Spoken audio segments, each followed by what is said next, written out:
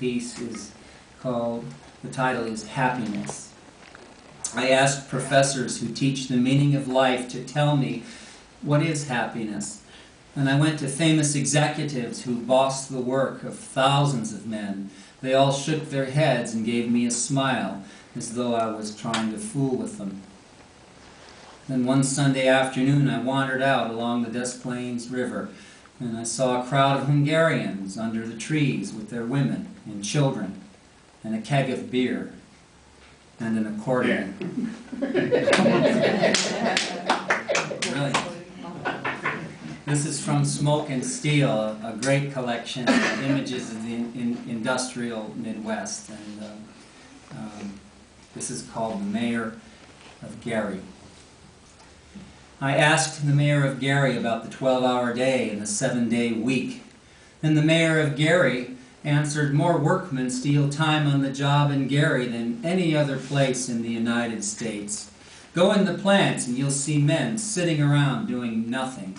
Machinery does everything, said the mayor of Gary when I asked him about the 12-hour day and the 7-day week.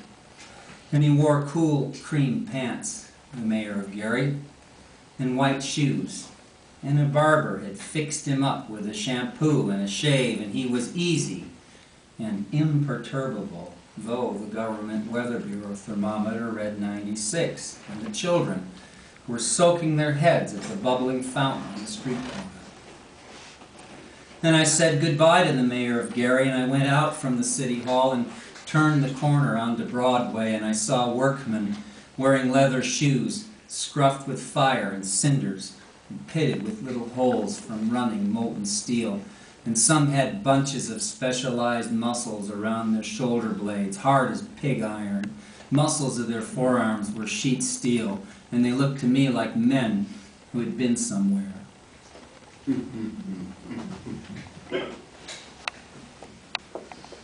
This next song is one of the greatest hits of Carl Sandburg. And it's actually an old Civil War song. When the Civil War ended, you know, that's where our nation had been growing, and the Civil War brought boys from the north into the south, and the boys in the south had no homes to return to when the war was over. The economy was busted. And so many of these guys had developed a lot of skills in living off the land. And there was opportunities west in agriculture and other jobs too. And a lot of these guys became itinerant workers, farm workers.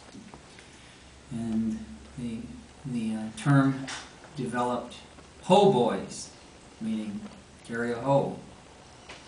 We do farm work. And of course the term boy in those years after the Civil War also referred to a black man. And, no white man would want to be called boy, so they changed it to beau, B-E-A-U, hobo. And that's where the term was shortened then to H-O-B-O. And that's according to a book called Dun and Bin, History of the Hobo. And this song, Wandering, first came from that period of time. During the Great Depression of the 1930s, the tune survived and the images changed to fit those times.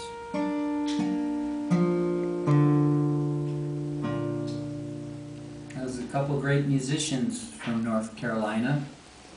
And that was Carl's final home, North Carolina. And one of them was Elizabeth Cotton, who wrote Freight Train, if you remember that.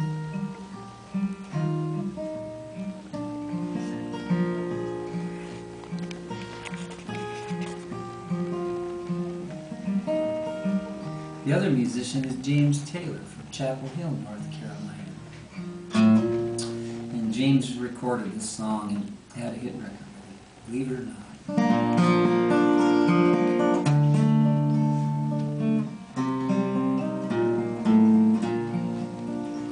My dad daddy is an engineer, my brother drives a hack.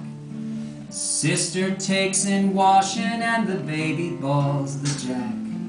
And it looks like I'm never gonna cease my wandering.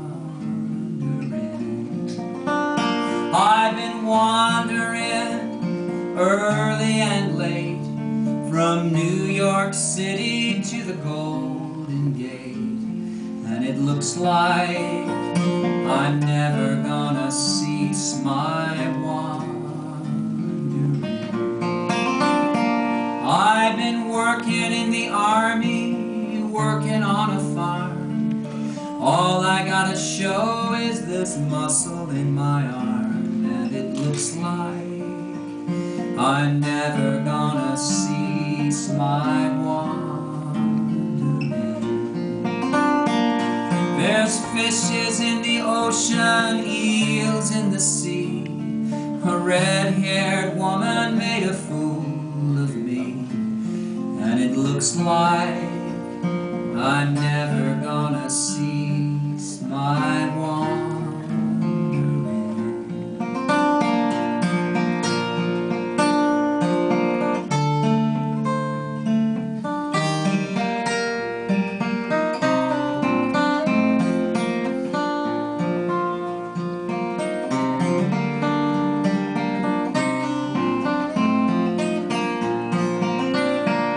My daddy is an engineer, my brother drives a hack.